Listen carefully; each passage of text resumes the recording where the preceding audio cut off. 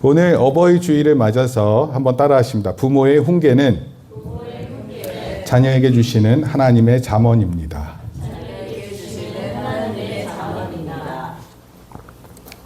복삭 소가수다라는 것도 우리가 그 단어를 모르면 오해할 수 있잖아요. 마찬가지로 하나님의 말씀을 들으면 이게 무슨 얘기인지 잘 모를 때가 있습니다.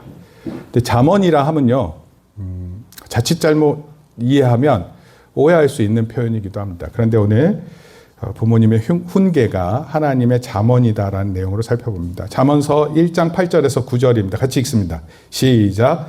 내 아들아, 내 아비의 훈계를 들으며 내 어미의 법을 떠나지 말라.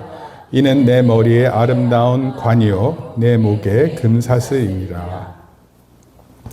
아버지의 훈계와 어미의 법이 있는데 그것이 여러분의 머리에 관이 되고 또 목에 사슬이 된다. 뭐 금사슬 하면은 사슬하니까 뭐 약간 뭐 노예처럼 느껴지는데 원래 그런 개념이 있습니다. 어딘가에 매여 잡혀 산다 이런 뜻을 의미합니다. 금 목걸이, 뭐 은 목걸이 얼마든지 목걸이로 생각할 수 있는데 그 사람의 직위를 나타내고 사회에서의 직위입니다. 또 그 사람이 가진 가치를 나타내고 법과 훈계를 떠나지 않는 것이 한 사람의 아름다운 관이 돼요. 그래서 그런 모습들이 있다는 것을 오늘 말씀을 통해서 꼭 확인할 수 있기를 바랍니다. 잠언이라는 뜻은요, 원래 바늘로 찌르는 따끔한 말씀 이런 뜻이에요. 바늘로 찌르면 아프겠죠? 여러분, 만약에 우리가 공부할 때 그렇게 찔리는 느낌이 많은 가운데 배우면 배움이 클 거예요. 근데 어떤 사람들은 내가 다 아는 건데 왜 또 얘기하시지? 그렇게 되면 이제 잔소리가 되죠. 내가 알던 말인데. 그런데 그게 아니라 나에게 있어서 참 중요한 의미가 될 때는 그것이 따끔한 충고가 되고 내 삶의 길을 걷게 합니다. 지혜로운 격언 또는 속담을 모아놓은 것이 잠언이에요. 근데 대부분의 내용들은 솔로몬이라는 왕이 가졌던 지혜입니다. 당시 하나님께서 너 뭘 원하느냐라고 솔로몬 왕한테 얘기했더니 솔로몬이 그렇게 얘기했어요. 지혜를 주시옵소서.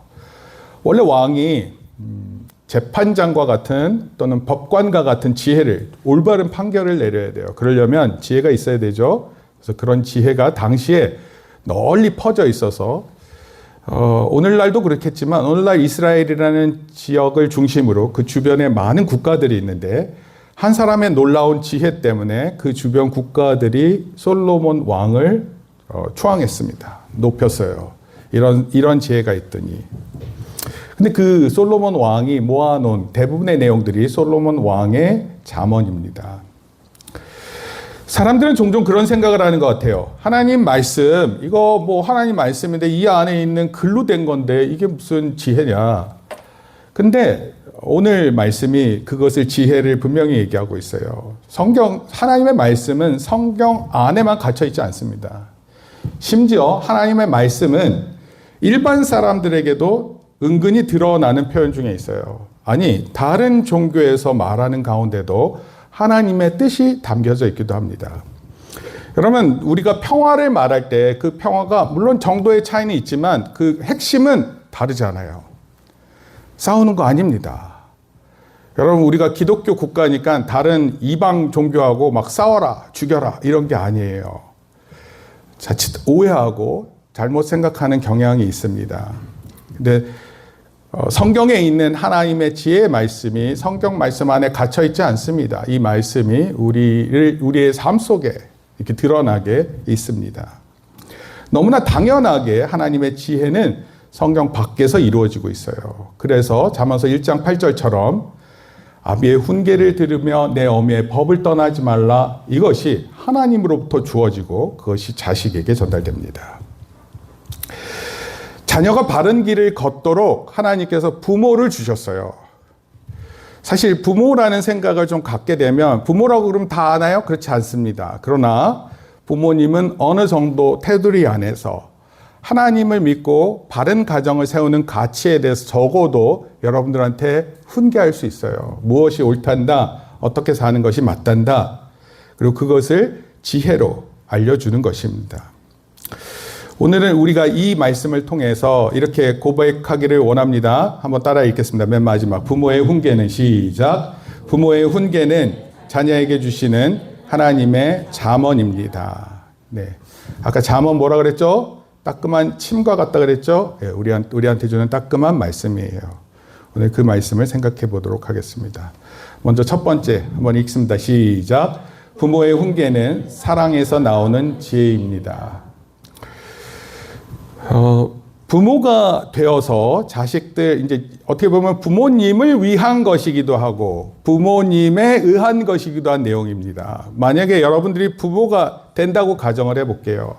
여러분, 결혼한 지 얼마 안 됐었을 때 갑자기 자식이 생긴다 그러면 곧 부모가 된다는 뜻을 의미하거든요. 근데 부모가 준비하고 부모가 되는 경우가 거의 없습니다. 임신했다는 사실을 알고 이제 그 임신한 사실 때문에 병원에 가잖아요. 그럼 병원에서 어떻게 아기를 임신하셨을 때는 엄마는 어떻게 하셔야 됩니다. 이런 것들을 알려줘요.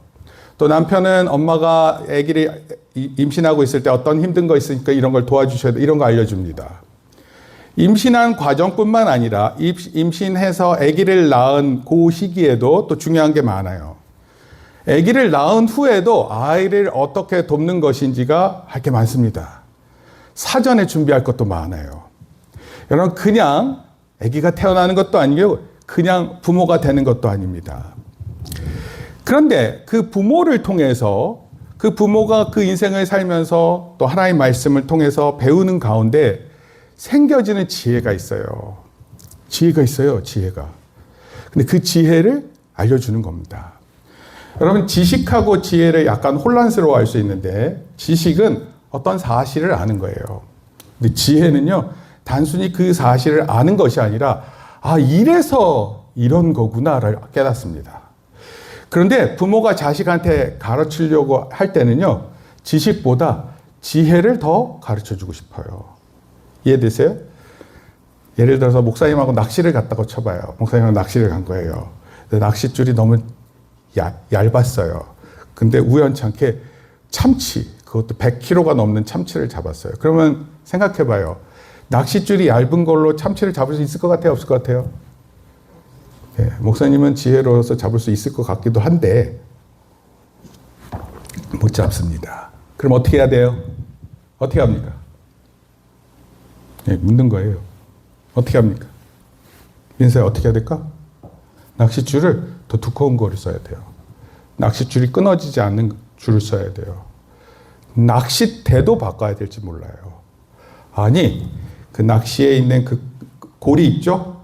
낚시 후크라 그러는데 그것도 참치 100kg가 넘는 참치 같은 경우는 힘을 세서 탁 하면 그 후크가 이렇게 벌어질 정도로 셀 수 있어요. 그러니까 그것도 단단한 걸 써야 됩니다. 지혜는 어떤 거냐면 여러 가지를 다 아는 것을 의미해요. 그래서 그것을 잡아낼 수 있는 것을 얘기합니다. 놓치는 사람들에게는 지혜를 배울 수 있는 경우가 좀 생겨요. 근데 잘 들으세요. 놓친다고 모두가 지혜를 배우지 않습니다. 재밌게도 실패도 마찬가지예요. 사람들이 실패를 하는데 실패를 한다고 모두가 배우지 않고 모두가 지혜롭지 않습니다. 어떤 사람은 무던하게 자기의 방식이 옳다고 생각하고 실패를 거듭할 수도 있어요. 그러니까 생각해 보세요. 부모님께서 주시는 훈계가 지혜란 말이에요. 그러니까 여러분, 이 지혜를 들어야 될 것 같아요? 아니면 그냥 대충 한 귀로 듣고 다른 귀로 흘려보내면 될까요? 그럼 이거를 간직하는 겁니다. 단순히 훈계라는 것은 단순히 혼내는 그런 표현이 아니에요. 바른 길이 무엇인지를 가르치고 깨우치고 때로는 멈추게 하는 사랑의 표현인 거예요. 종종 어린 아이들 보면 이런 표현이에요. 어린 아이들이 이런 얘기해요. 엄마가 하지 말랬어요. 엄마가 그렇게 하는 건 나쁜 거라 그랬어요. 애들이 되게 순수하게 얘기합니다. 그게 무슨 뜻입니까? 부모가 아이에게 가르쳤고 그 아이가 부모의 말씀을 이렇게 마음에 둔 것을 의미합니다. 근데 아이들이 이게 시간이 지나가잖아요. 그럼 어느 순간 엄마가 하지 말라 했어요. 그 얘기가 더 이상 나오지 않습니다. 그때가 언제냐면 딱 중학교 시절이에요. 중학교. 여기 중학교 손 들어보세요. 중학교. 네. 천천히 이제 부모의 가르침보다 내 생각과 내 삶의 방식이 우선이 된다는 것을 깨닫습니다. 그러니까 이거 꼭 무조건 나쁜 것도 아닙니다. 근데 여기에는 실수가 많아요. 아까 얘기했던 것처럼 실수하고 실패하더라도 무조건 지혜가 생기지 않는다고 얘기했어요. 그래서 어떤 친구들은 무던히도 실패 가운데 있습니다. 안 되는 걸 된다고 착각합니다. 여러분, 그런 거는 부모를 통해서 훈계를 받는 것이 빠른 거예요. 한번 쳐보세요. 만약에 제가 학원 강사라고 치고, 예를 들어서 서울대 학교를 이렇게 들어가게 만든 선생님이라고 칩시다. 그리고 강의를 해요. 그러면은 들을 것 같아요? 안 들을 것 같아요? 저 선생님한테 배운 학생이 서울대 학교를 갔대. 그럼 들을 것 같습니까? 안 들을 것 같습니까? 듣습니다. 왜 들을까요? 그 사람에게 그런 권위가 있다고 믿기 때문에요. 근데 부모는요, 무조건 권위 있으세요. 그 권위를. 왜요? 아까 목사님이 얘기했던 것처럼 부모가 돼서 자식을 위해서 온갖 생각을 합니다. 그리고 자식이 생겼으면 좋은 걸 줄 것 같아요? 안 좋은 거 줄 것 같으세요? 자식에게 좋은 거 줄 것 같습니까? 안 좋은 거 줄 것 같으세요? 좋은 거 줍니다. 물론 안 좋은 부모님에 대해서 제가 얘기는 할게요. 이따가. 좋은 거 줍니다. 못 줘서 미안한 마음 같습니다. 여러분, 부모가 그런 마음을 가지고 있는데요. 혹시 나만 좋은 부모일 거라고 착각하세요? 그럴 수 없습니다. 모든 부모가 그렇습니다. 동물들이 새끼를 돌보는 모습을 혹시 보신 적 있으세요? 동물들이 새끼를 보호하면 장난 아닙니다. 야생 상태에서 원래 성체는 자기보다 큰 동물이 나타나면 도망가는 게 맞는 거예요.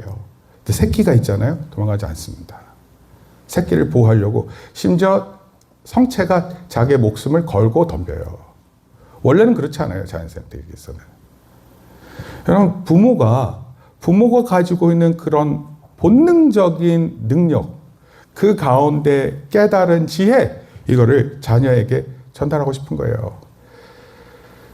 어렸을 때는 이게 좀 교육이 되지만 시간이 지나면 이제 자기 주장이 강해지면서 딱 그때쯤, 중학교 때쯤부터 부모님에 대한 이제 판단이 서기 시작합니다. 그래서 우리 부모님은 어떻다, 다른 부모님은 어떻다, 이런 것들을 보고 또 비교도 하고 판단하게 됩니다. 그러면서 부모의 말씀이 이제 불편하게 들리기 시작해요. 공부해야 되는 거 아는데 공부하라는 말이 불편합니다. 일찍 자는 게 나한테 좋은 거 알아요. 근데 일찍 자지 않습니다. 말 조심하라고 얘기하는데 말 조심하지 않습니다. 거짓말 안 된다고 했는데 거짓말 하다가 또 걸립니다. 여러분, 예배 소중히 여겨야 돼요. 그냥이 아닙니다. 제가 예배 관련돼서 제가 얘기하죠. 세례 받을 때마다 얘기하죠. 그런데요, 그게 똑같은 가치로 다가오지 않습니다. 정직하게 산다는 것도 마찬가지예요. 누가 거짓을 가지고 살라 얘기합니까? 근데 이런 좋은 말들도 자주 하면 잔소리처럼 들려요. 근데 저는 개인적으로 미안한데 부모님이 싫은 소리를 한다고 생각하는 것처럼 이해하지 말고 중요한 말씀은 반복하십시오. 여러분, 끝까지 부모로서 반복하셔야 됩니다. 잘못된 것을 지적하셔야 됩니다. 틀린 것은 틀린 거예요. 애가 안 들어요. 어떻게 내가 좀 못 가르치는데 다른 분들이 좀 해줘. 여러분, 그런 일이 별로 없습니다. 부모가 가르치셔야 됩니다. 중학교에 대한 일은 제가 얘기했으니까 넘어가고요. 부모는요, 근본적으로 자녀가 하나님 앞에서 복되게 살기를 원할 거예요. 부모가 자칫 실수하고 잘못된 길이 있으면 그 길 똑같이 걸으라고 말하고 싶지 않죠. 부모에게 있어서는 어쩌면 복된 인생이라는 것을 걸어보지 못한 삶일 수도 있어요. 그런데 자식에게 그런 일이 있지 않게끔 하기 위해서 얘기해 주셔야 된다, 이런 뜻입니다. 그래서 부모의 훈계는 단순한 명령이 아니라 사랑의 언어이면서 또 동시에 자신의 고백이기도 한 거예요. 물론 그렇게 얘기하실 수도 있고 안 하실 수도 있어요. 엄마 아빠는 이렇게 하지 못했단다. 이 얘기가 꼭 당연히 붙어야 되는 건 아니에요. 그렇지만 그런 표현일 것입니다. 그리고 부모의 훈계 속에는 자녀를 향한 눈물과 기도가 있음을 잊지 말아야 합니다. 부모님 완전하지 않습니다. 부모의 말이 언제나 지켜질 말도 아니에요. 때로는 부모가 감정적으로 격해질 수도 있습니다. 때로는 부모의 표현이 서투를 수도 있어요. 근데 성경은 뭐라고 얘기하냐면 부모의 가르침 자체를 절대로 가볍게 여기지 말라 얘기합니다. 이것은 하나님의 말씀이에요. 따라서 하나님 말씀하시는 것을 듣고 부모의 말씀을 이렇게 마음에 새기는 여러분들 되기를 축복합니다. 하나님께서 가정 안에 부모를 세우셔서 부모를 통해 자녀에게 삶의 지혜를 꼭 배우게 하시는 줄 믿으시길 바랍니다. 두 번째 한번 읽겠습니다. 시작. 어머니의 법은 자녀의 삶을 지키는 울타리입니다. 여러분 울타리 뭡니까? 울타리는요 근본적으로 뭘 막는다 이런 뜻이에요. 본문에 이어서 말하는 내용이 있어요. 내 어미의 법을 떠나지 말라. 여기서 법이라는 표현이 딱딱한 어떤 규칙을 담은 내용만이 아니에요. 삶을 지켜주는 가르침입니다. 원래 울타리가 세워지면 이렇게 구분이 되죠. 구분이 돼서 큰 동물들이 이렇게 넘어서지 못하게 합니다. 왜냐하면 큰 동물들은 금방 해치거든요. 우리 아이들에게 나쁜 일들이 있게끔 하는 데 있어서 많이 망가뜨릴 수 있는 그런 위협이 될 수 있는 것으로 막는 것을 의미합니다. 특히 어머니의 법은요, 일상의 삶과 연관이 많아요. 왜냐하면 아이들을 자주 보기 때문에 그렇습니다. 아이를 전체적으로 볼 수 있습니다. 아침에 학교 갈 때도 볼 수 있고, 또 학교 마치고 집에 올 때 볼 수도 있고, 또 그 이후에 또 여러 가지 형태로 볼 수 있습니다. 그럼 여러 가지 하실 얘기가 있는 거예요. 제가 뭐 대충 써봤어요. 밥 먹기 전에 꼭 기도해라. 거짓말하지 말라. 약한 사람을 무시하지 마라. 내 말 한마디가 사람을 살릴 수도 있고 상처 줄 수도 있다. 힘들 때마다 너 하나님께 기도해. 여러분 이런 거 얼마든지 얘기하실 수 있습니다. 아빠들은 어떻게 하나요? 아빠들은 보통 저 같아도 저를 예를 들면 저는 한번 다 일을 하고 나서 집에 오면요. 가장 피곤한 상태로 옵니다. 그러니까 이렇게 말을 많이 하는 직업이니까 말을 많이 해서 에너지 손실이 큽니다. 그런 상태에서 집에 오면 아무 말 할 수 없습니다. 직업마다 다르지만 저는 그래요. 그래서 그때는 그냥 아무것도 하지 않고 있는 게 저한테 쉬는 겁니다. 여러분 사람마다 일하는 거에 따라서 다를 수 있어요. 그런데 남자가 꼭 다 말할 수 없는 상태에 있다 이 얘기를 하려고 하는 건 아니고 대부분 어머니들을 통해서 아이들과 관련되어 있는 일이 훨씬 더 밀접하고 많은 일이 겹쳐 있다 이런 뜻입니다. 부모도 아빠도 얘기해 주는 게 중요하겠죠. 아빠도 얘기를 해 주는 거. 아빠는 약간 뭐라 그러죠? 그 이벤트식으로 갈 경향이 많아요. 예를 들어서 5월 5일 되면 그래 우리 그린이 뭐 원해 이렇게 해서 탁 하면은 막 갑자기 뭐 기분 좋아져가지고 아빠가 최고고 뭐 난리가 나잖아요. 그러고 나서 그 이벤트가 없어지면 또 훅 이렇게 사들어지죠. 부모의 사랑이 꼭 선물에 관련된 건 아니지만 아빠는 좀 큰 거를 해주고 싶어하는 마음이 있습니다. 근데 가정을 이끄는 어머니의 입장에서 보면 그런 걸로 잘 울타리가 채워지지 않습니다. 그래서 보일 때마다 필요할 때마다 해주는 어머니의 말이 또는 훈계가 그 큰 좋은 울타리가 된다는 것을 기억해야 합니다. 대부분 이야기들이 엄마 아빠가 권해주는 권면들이 무슨 철학자의 뭐 중요한 말들 이런 게 아닙니다. 되게 단순하고 별거 아닌데 나중에 생각해 보면 정말 큰 가치가 있다는 것을 생각하게 만듭니다. 마치 부모가 자식을 키울 때 힘들었던 것처럼 자식들이 자식의 자식을 키우는 그것을 할 때 깨닫게 되기는 하겠지만 그런 일이 있기 전에 사전에 지혜를 잘 배울 수 있게 도와주는 것이 필요합니다. 뭐 어머니들이 그렇게 많이 얘기하는 것 같아요. 어머니가 이제 임신해서 아기를 낳을 때 자기 어머니를 생각하면서 엄마도 나 낳을 때 이렇게 힘들어서 이런 얘기를 할 수 있어요. 누구하고도 그 얘기를 할 수 없어요. 어머니가 어머니의 마음으로 어머니와 얘기할 수 있습니다. 아들이 아버지의 모습을 보다가 어느 순간 자기 인생이 훅 컸어요. 그러고 나서 아버지의 입장에 서서 생각하다가 아버지가 내 나이 때 이렇게 하셨구나 이런 거를 떠올릴 때가 있습니다. 여러분, 부모의 훈계가 당장은 무거울 수 있어요. 힘들 수 있어요. 근데 시간이 지나고 나면 반드시 생각나는 때가 옵니다. 그때 그 삶을 지켜주는 지혜가 돼요. 그래서 잠언은 우리에게 말하는 거예요. 따라합시다. 부모의 가르침을 시작. 네, 기억하세요. 왜냐하면 그 가르침은 자녀를 억압하는 쇠사슬이 아니라 자녀를 보호하는 생명의 줄, 아까 말씀드렸던 울타리와 같은 것입니다. 나를 보호하는 울타리예요. 세 번째, 한번 또 읽겠습니다. 시작. 부모의 훈계는 자녀에게 아름다운 영광이 됩니다. 9절에 보니까 이는 내 머리에 아름다운 관이요 내 목에 금사슬이다 이렇게 표현했습니다. 그럼 부모가 훈계하는 게 때로는 부끄러운 일처럼 느낄 수 있어요. 나는 그렇게 하지 않았는데 왜 나만 가지고 얘기해. 근데 오히려 그 표현이 나를 향한 아름다운 관 또 금사슬 같다 이렇게 표현했습니다. 관은 영광을 상징하고 금사슬은 존귀, 품위, 그 사회적 직위를 표현합니다. 세상은 종종 이렇게 얘기해요. 너 하고 싶은 거 다 해. 너 누리고 싶은 거 다 누려. 야, 네가 느끼고 있는 지금 순간의 그 느낌이 중요한 거지. 누가 뭐라는 게 뭐가 그렇게 대단해. 누구의 말도 듣지만 네가 하고 싶은 대로 해. 아니면 부모의 말은 너 부모님 여러 말씀을 하시면 그건 옛날 방식이야. 그리고 그거를 좀 비약해서 비하해서 꼰대 이런 식으로 표현합니다. 간섭받지 말고 내 인생 내가 결정해라.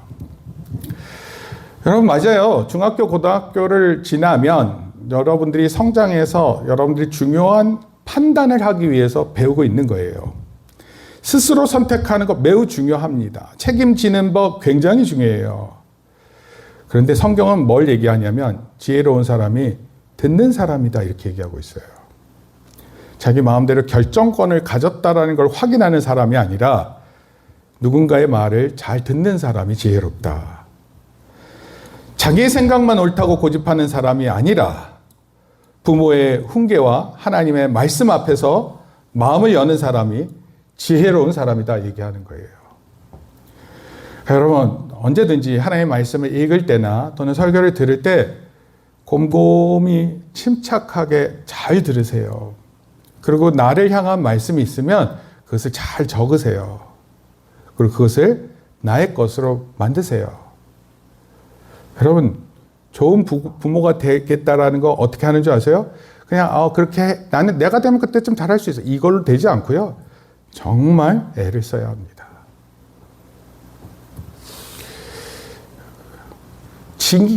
진기가 태어났는데 얼마나 좋아요. 아기가 태어났으니까. 민서 태어났을 때 좋으셨죠? 네. 우린이 태어났을 때 좋으셨죠?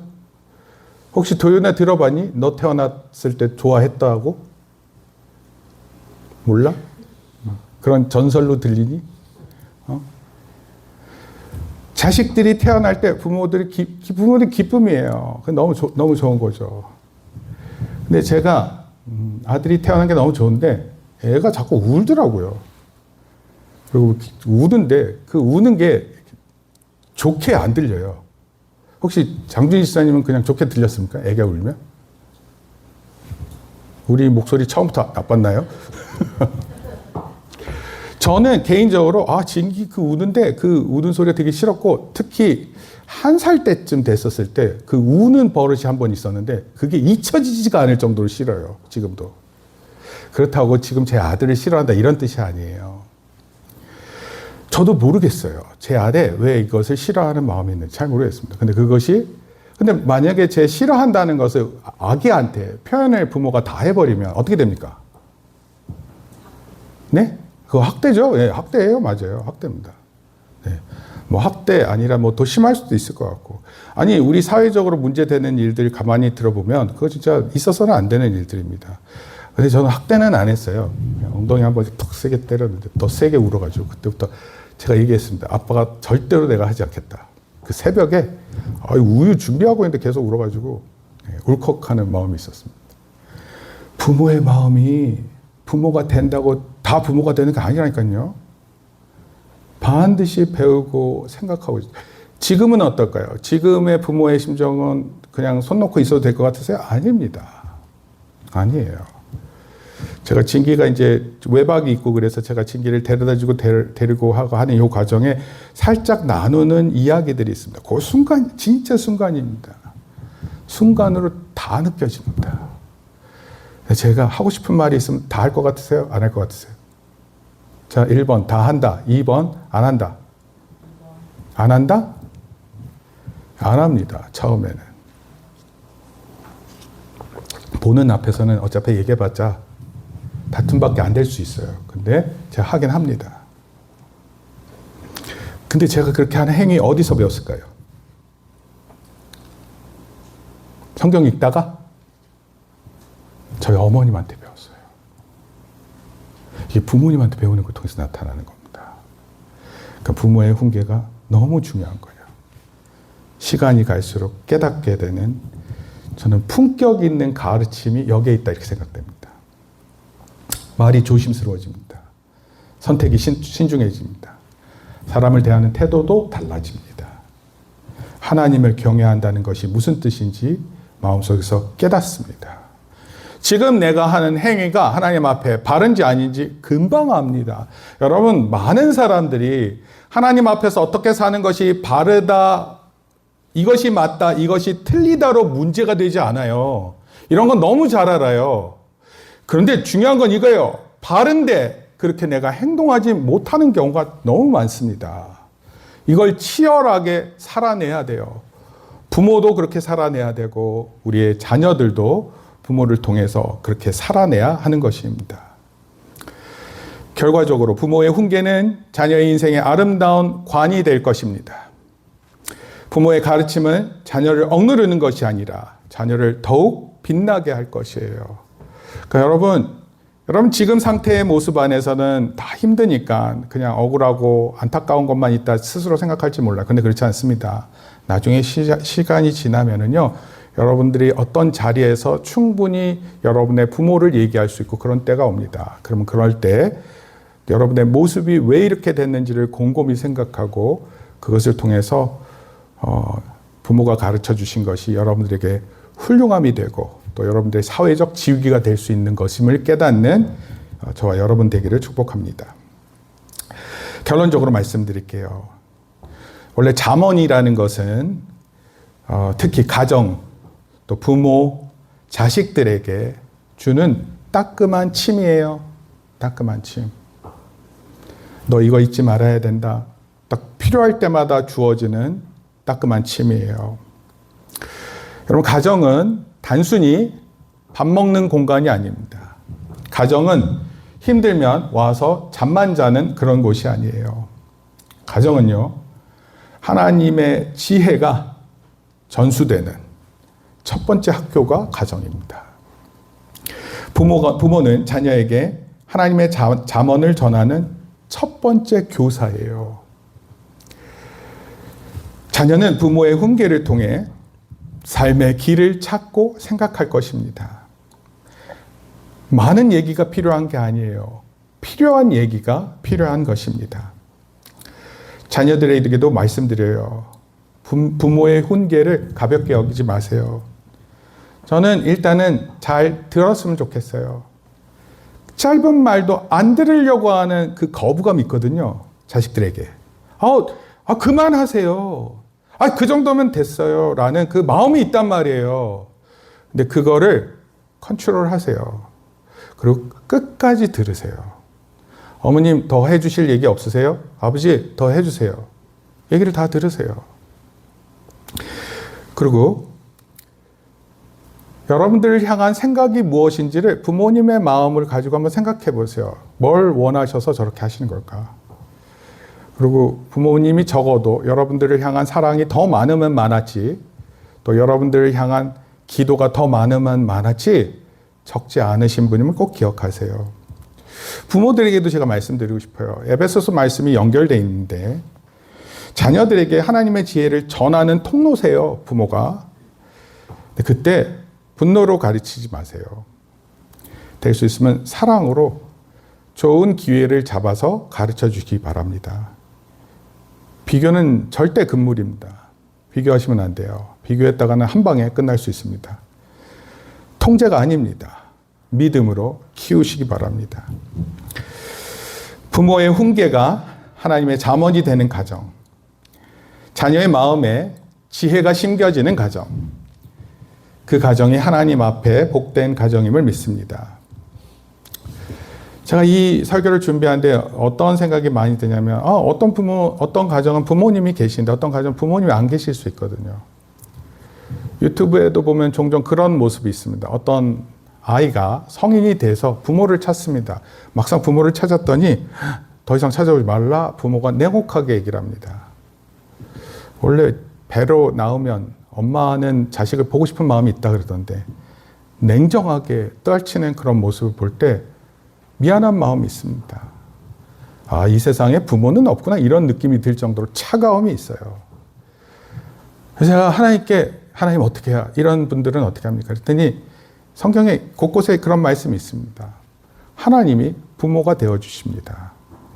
어떤 사람은 정말로 우리가 기도할 때 하나님 아버지 하듯이 아버지로 믿는 거예요.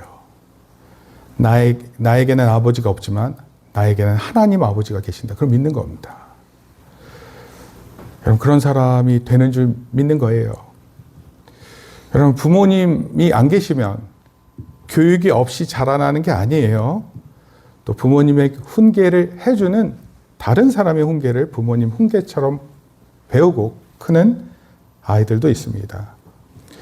특히 우리 교회에 부모님 없이 나오는 아이들이 있는데 하나님의 말씀이 즉 뭐냐면 하나님께서 직접 여러분들이 아버지로서 말씀하시는 거예요. 하나님이 참 어머님으로서 참 어머님 찾으니까 다 어디야 통일교 나오던데 원래는 그 표현이 있는 거예요. 참 하나님이 되시고 참 어머니가 되시는 겁니다. 그 부모님의 마음을 가장 극적으로 나타낸 모습이 예수 그리스도를 십자가에서 못 박으시는 그 모습이거든요. 근데 그 사랑의 모습을 꼭 배워서 커가는 우리 자녀들 되기를 바랍니다. 우리 부모님들에게 입술에는 하나님의 지혜가 있게 하시고 자녀의 귀에는 듣는 마음이 있게 하시고 우리 가정에 하나님의 말씀이 살아 움직이게 하시기를 주님의 이름으로 축복합니다. 부모님들은 잘 가르치시고요. 또 하나님 말씀 잘 들으시고 우리 자녀들은 학교 선생님 말씀 잘 들으시고 설교도 잘 들으시고 부모님 말씀에 더욱 순종하는 여러분들 되기를 축복합니다. 그리고 나중에 커서 아기 낳고 그럴 때 애들을 잘 가르쳐주는 또 부모가 되세요. 이 시간 같이 기도하기 전에 부모 사랑 선언문이 있습니다. 한번 같이 읽겠습니다. 시작. 하나님께서 나를 위해 흘리신 땀과 눈물 말없이 베푸신 희생을 기억하겠습니다. 부모님의 사랑을 당연하게 여기지 않고 감사와 공경의 마음으로 섬기겠습니다. 부모님의 훈계 속에 담긴 사랑을 깨닫고 그 가르침을 내 삶의 지혜로 삼겠습니다. 하나님, 부모님의 남은 날을 평안과 기쁨으로 채워주시고 우리 가정이 사랑과 믿음으로 하나 되게 하소서. 나는 오늘 부모님을 사랑하고 감사하며 공경할 것을 선언합니다. 아멘. 같이 기도하시겠습니다. 하나님 아버지, 우리 가정 안에 하나님의 지혜가 흐르게 하옵소서. 부모님의 말이 감정의 잔소리가 아니라 사랑의 훈계가 되게 하시고 자녀의 마음이 다치지 않고 듣는 마음으로 열리게 하옵소서. 부모의 훈계가 자녀에게 아름다운 관이 되고 금사실이 되게 하셔서 우리의 가정이 하나님의 말씀으로 채워지는 복된 가정 되게 하옵소서. 예수님의 이름으로 기도합니다. 아멘.